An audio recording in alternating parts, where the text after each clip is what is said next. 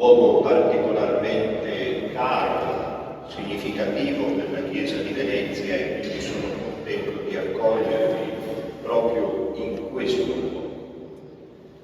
Sarebbero tanti gli spunti su cui soffermarci. Parto dal Salmo responsoriale, soprattutto dal ritornello che abbiamo pregato cantando. Il Signore è bontà e misericordia. Il Signore traduce questa sua bontà e questa sua misericordia in quello che è il compimento della sua vita. Tutta la rivelazione cristiana che inizia nella prima lettura di oggi, proprio il Vangelo della Genesi, in cui in 6 versetti c'è la storia dell'umanità. Io porrò in inimicizia tra te e la donna, tra la sua stirpe e la tua stirpe. Ti schiaccerà la testa, ma tu continuerai, pur essendo sconfitto, a insidiare il calcagno. Il complimento perché nel manifesto che divulga la vostra giornata partite dall'essenziale, e non è scontato che nella nostra epoca e nella Chiesa si inizi dall'essenziale. Viene in mente una leggenda medievale, una storia medievale in cui un'abbazia costruita qualche decennio prima va a fuoco bruciato. E il vecchio monaco che decenni prima aveva contribuito a costruire questa chiesa che sta bruciando dice: ai novizi questo. I novizi cercano di spegnere il fuoco. Salvate le arcate portanti. Anche nella vita cristiana, anche nella fede cristiana, anche nella comunità cristiana c'è l'essenziale.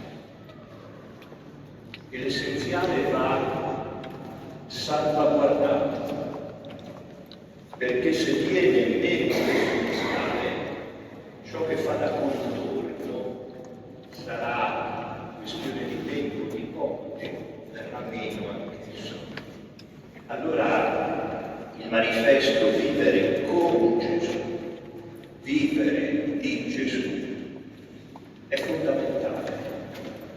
Insieme all'altra affermazione: il mio corpo è vero cibo, il mio sangue è vera bevanda. Ecco, noi molte volte, dicendo una cosa vera, diciamo bisogna andare a messa la domenica perché se no si fa peccato. E dico già qualcosa quando diciamo questo, ma poi c'è qualcuno che dice non dobbiamo neanche dire questo.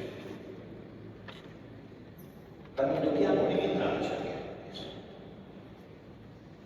Noi dobbiamo anche dire a noi stessi, alle nostre comunità, soprattutto ai giovani, ai bambini, non solo che si deve andare a messa, ma perché si deve andare a messa. La fede cristiana ha una componente importante di ragione. E aver dimenticato questo ci fa cadere in una forma di fideismo per cui finché il sentimento regge, finché la barca va, finché la corrente porta, e noi seguiamo. Una ragione amica della fede, una fede amica della ragione. Qui c'è il grande divorzio della modernità e della separazione tra fede e vita. E se questo accade nella Chiesa, cadiamo in una forma di fideismo. Allora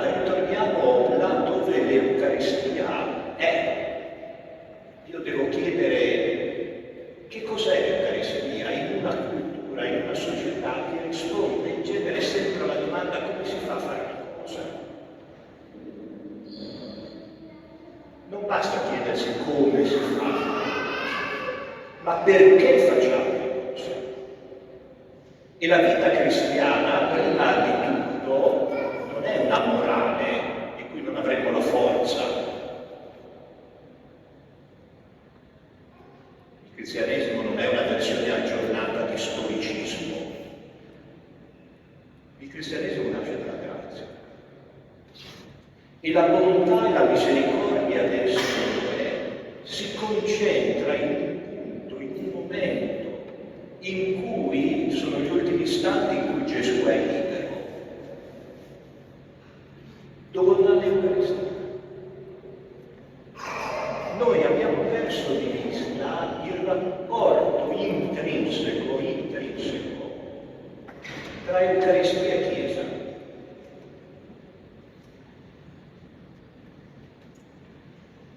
È la comunità che sul piano del segno, del mistero, celebra l'Eucaristia, ma sul piano del mistero, che viene prima del ministero, è l'Eucaristia che fa la Chiesa. Quindi noi non dobbiamo chiederci che cos'è l'Eucaristia, ma chi è l'Eucaristia? L'Eucaristia è Gesù. E allora mi vorrei soffermare proprio su questo punto. L'Eucaristia è qualcosa. L'Eucaristia è la presenza di chi dà la vita e mi garantisce la vita. È la presenza di un dono, e il dono è Lui stesso. Ecco il senso del sacrificio. Noi diciamo sacrificio intendendolo molte volte come una cosa dolorosa. Il sacrificio è anche una cosa dolorosa, ma prima di tutto etimologicamente il sacrificio vuol dire sacro e facile. È il dono che Gesù il Figlio fa di sé al Padre. E questo lo fa anche nella sua natura umana. Il mistero di Cristo è il vero Dio e il vero uomo nell'unità personale di Gesù di Nazareth. Il momento chiave dell'Eucaristia, che noi chiamiamo sacrificio, è l'accordo tra l'io umano di Cristo e l'io del Verbo. Non la mia volontà, ma la tua volontà. L'Eucaristia è l'ultimo dono che Gesù fa a noi negli istanti in cui Gesù è libero. Poi sarà un uomo prigioniero degli uomini. Ma l'ultimo gesto che compie come uomo libero è darci l'Eucaristia. E la Chiesa ha capito questo molto bene. Se voi prendete gli Atti degli Apostoli al capitolo 2, dove c'è la prima immagine della Chiesa, al versetto 42 del capitolo 2 degli Atti degli Apostoli, erano unanimi nell'ascoltare la parola degli Apostoli,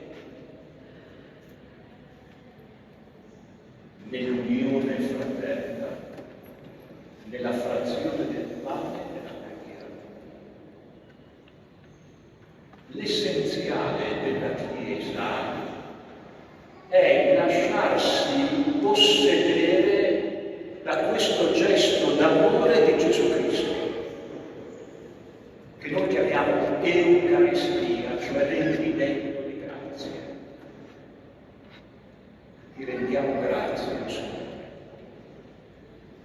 E Gesù mette se stesso al centro di quella che era la preghiera pasquale ebraica, la Berakah, la benedizione. Berakah, verite sono gli organi genitali, la vita. Dio geloso. E fin tanto che non non ci riconciliamo con la vita dove la vita nasce, non possiamo chiedere la pace. Non possiamo chiedere in modo vero e sincero e autentico la pace. Dio è geloso delle sue cose. Dio è il Dio della vita.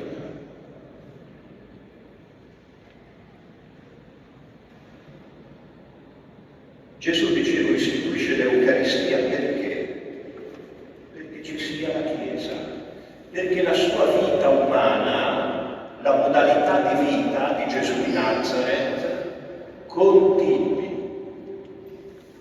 E dicevo prima, la Chiesa è fatta dall'Eucaristia, anche se la Chiesa celebra l'Eucaristia. Ma il protagonista dell'atto celebrativo è sempre e solo il Signore. Sant'Agostino parla di una cristologia completa del Christus Totus. Il Cristo Totus è Lui e noi. La Chiesa è corpo di Cristo. Molte volte si dice la Chiesa è il popolo di Dio, certo. Ma anche nell'Antico Testamento c'era un popolo di Dio. La caratteristica del Nuovo Testamento è che il popolo di Dio si costituisce come corpo di Cristo. Questo è il mio corpo, questo è il mio sangue. Quante volte noi trasformiamo la Chiesa in attività in occasione di Gesù Cristo? Facciamo tante cose, poi le contiamo col nome di Gesù.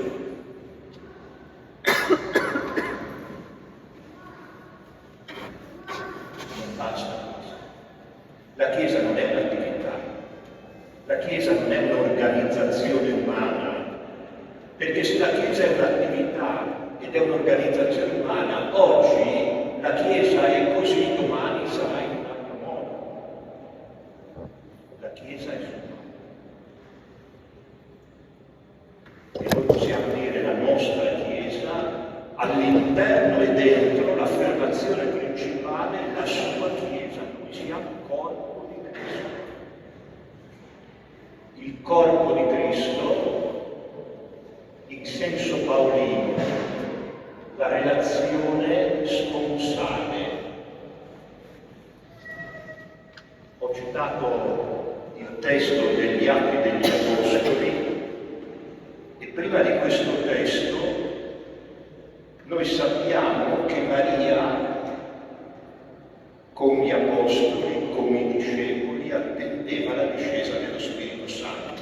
Se noi non recuperiamo il volto femminile, sponsale della Chiesa diventerà un'organizzazione umana. Dio non voglia un'ONG cattonica.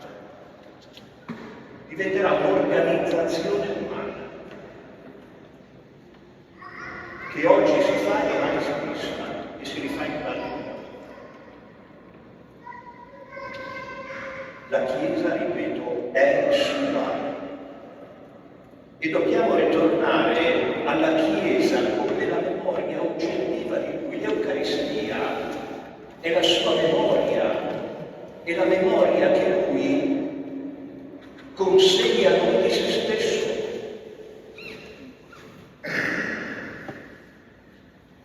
Solo dopo questa memoria oggettiva, questo è il mio corpo, questo è il mio sangue, fate questo in memoria di me, solo dopo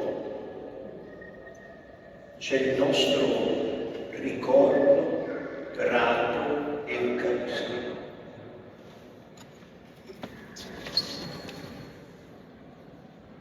Noi siamo resi Chiesa. C'è una preghiera eucaristica, ti rendiamo grazie perché ci hai resi degni di stare alla tua presenza dopo la consacrazione. Resi degni, resi Chiesa. Ecco perché all'inizio dell'Eucaristia si chiede sempre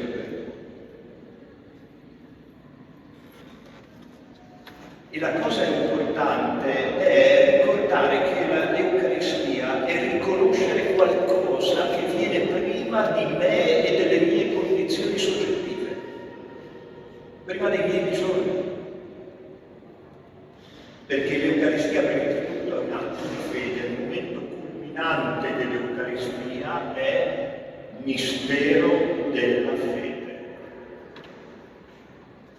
dove anche, ritornando alla seconda lettura di oggi, troviamo quella intersezione che solo quando si va un po' avanti nella vita si capisce quanto è importante. Perché quando si è giovani si sembra di essere eterni. Quando si va avanti negli anni si capisce che, per usare un'espressione paolina, il tempo si fa breve e va vissuto. E l'Eucaristia è quella sintesi in cui noi diciamo annunciamo la tua morte, un fatto del passato, avvenuto una volta sola, che vive oggi nel sacramento, nella tua presenza reale attraverso quei segni che tu hai scelto e hai dato, affidato alla tua Chiesa. Annunciamo la tua morte, proclamiamo adesso la tua risurrezione, nella fede, nell'attesa della tua venuta. L'Eucaristia è veramente quel punto prospettico che ci permette di andare rimanendo responsabilmente nel tempo, al di là del tempo.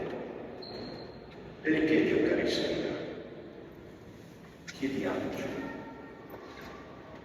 E la risposta che noi diamo a certe domande che ci poniamo di fronte al Signore nel momento della preghiera, un momento diverso dallo studio, che però ci deve essere, parlo almeno del catechismo della Chiesa cattolica. Quando noi ci poniamo delle domande di fronte al Signore, perché?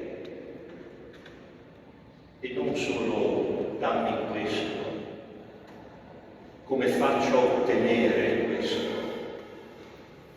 Quando noi ci poniamo le domande della fede di fronte all'Eucaristia, perché c'è l'Eucaristia? La risposta è molto semplice, perché ho bisogno di una comunità, ho bisogno di uomini, donne, bambini, giovani, che pensino come me.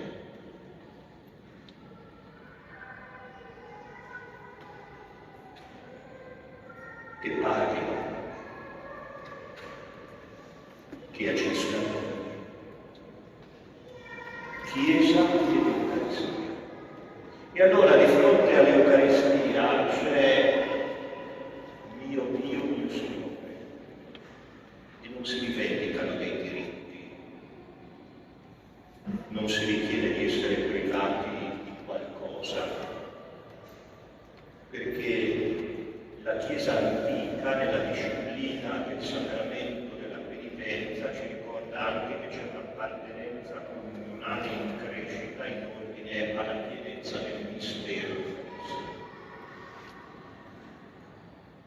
Abbiamo l'Eucaristia, poniamola come l'essenziale della nostra vita ecclesiale, come l'inizio, come il centro, come il fine. Sia lodato Gesù Cristo.